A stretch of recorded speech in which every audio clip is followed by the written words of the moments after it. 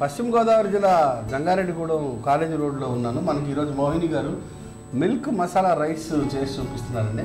అమ్మ, దీనికి ఏ పదార్థాలు వాడతారు, ఎలా చేస్తారు?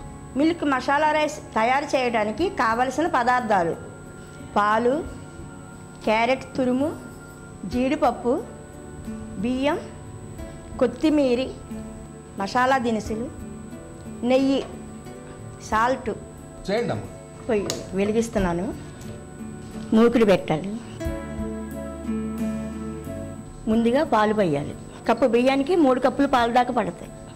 ఓహో, అంటే మామూలు రైస్ అయితే 2 కప్పులు సరిపోతాయి. అవును. పాలలో ఉడికేసరికి కొంచెం ఎక్కువ పడతాయి.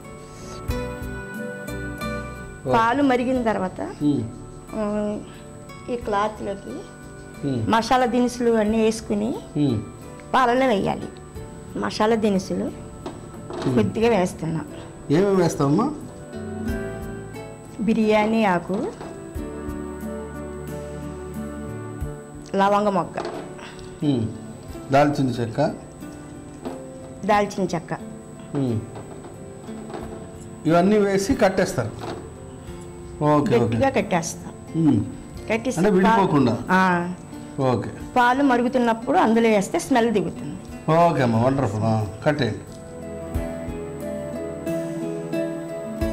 ఓహో, ఇలా ఉండలా చుట్టి గట్టిగా కట్టేస్తే స్మెల్, ఓన్లీ స్మెల్ కోసం.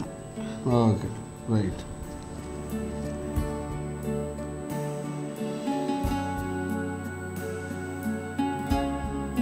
పాలు మరుగుతున్నాయి కదా, ఇప్పుడు ఇది వేస్తున్నా.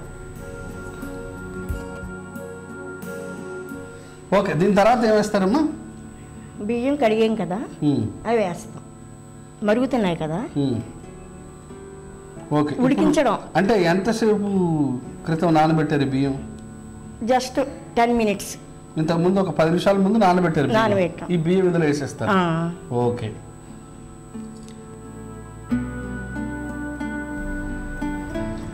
బియ్యం వేస్తున్నా. ఈ పలావుల్లో మసాలా దినుసులు వేయడం అన్నది పద్ధతి. కొంతమంది ఏం చేస్తారంటే మసాలా దినుసుల్ని పొడి చేసేస్తారు, కొంతమంది ఏమో ఎక్కువ మసాలా వేసి ఇలా డైరెక్ట్గా వేస్తారు, కొంత దిగుతుంది అంటారు. ఈ క్లాత్లో చుట్టి వేయడం అన్నది ఒక విశిష్టమైన పద్ధతి అనమాట. డైరెక్ట్గా మసాలా వేస్తే ఆ మసాలా దినుసుల్లో ఉండే ఘాటు దిగుతుంది. కానీ క్లాత్లో వేసిన తర్వాత చాలా తొందరగా దిగుతుంది, స్పీడ్గా ఇంకుతుంది అనమాట. ఇప్పుడు మనకి పటిక బెల్లం తినాలనుకోండి, చకచక నీళ్ళలో కలపాలంటే వెంటనే కలవదు. అదే ఒక క్లాత్లో వేసి పటిక బెల్లం ఉంచి నీళ్ళలో పెడితే చక్క చక్క చక్క చక్క చక్క చక్క పటిక బెల్లం తాలూకా ఉండే సారం అంతా కూడా ఆ నీళ్ళలో ఇంకిపోతుంది. మొత్తం దీని ప్రాణం అంతా ఎక్కడుంది? మాయల ఫకీర్ ప్రాణం అంతా చిలకలో ఉన్నట్టు ఈ మిల్క్ మసాలా ప్రాణం అంతా ఈ క్లాత్లో ఉంటుందండి. ఓకే, మొత్తానికి అన్నం ఉడికించాము, మసాలా మూట కట్టి వేసాము, బియ్యం ఒక 10 నిమిషాల సేపు నానబెట్టి వేసాము. 1 బౌల్ బియ్యానికి 3 కప్ బౌల్స్ పాలు వేశారు. తదుపరి ఇది వెలిగించుకుని కొద్దిగా క్యారెట్, జీడిపప్పు వేయించుకుందాం. నేతిలో అమ్మా కొద్దిగా నెయ్యి వేద్దాం. నెయ్యి వేస్తే టేస్ట్ బాగుంటుంది. నాకు బుర్ర పనిచేస్తుంది.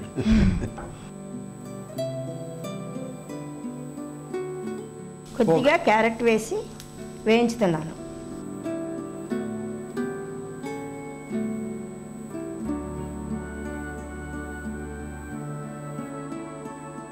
ఇది బౌల్లోకి తీసుకుందాం. ఓకే,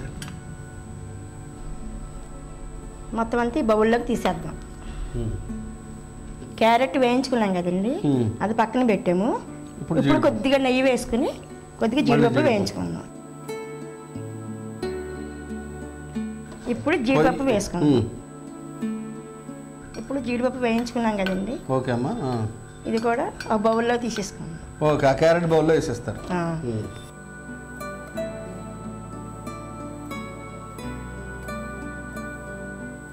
ఇప్పుడు జీడిపప్పు, క్యారెట్ పక్కన పెట్టుకుందాం. ఇది దగ్గరకు వచ్చిన తర్వాత ఈ 2 దీంట్లో మిక్స్ చేద్దాం. ముందు వేస్తే పాలు ఏమైనా ఇరుగుతాయన్న భయం.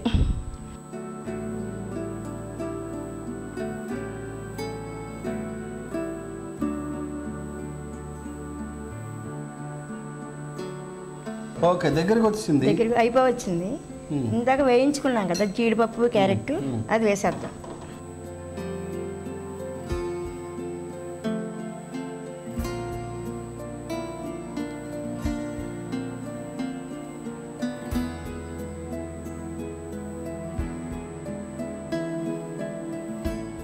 వేసాం కదండి.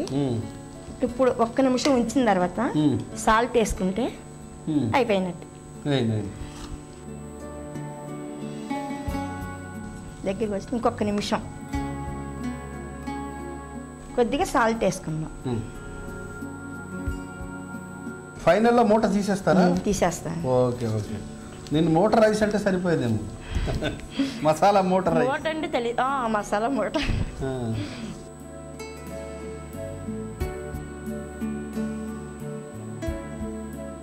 ఓకే అమ్మ, ఇది రెడీ అమ్మా. కట్టే. ఇప్పుడు బౌల్ ఇది తీసేస్తున్నాను. ఓకే. అంటే నేను తినేస్తానండి భయమా? తీసేయాలండి, సహజంగానే తీసేయాలి ఇది. ఓకే. మిల్క్ మసాలా రైస్ తయారైంది. బౌల్లోకి తీస్తున్నా.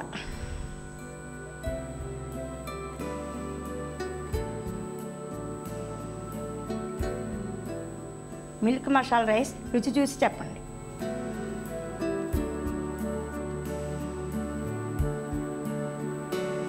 ఆహా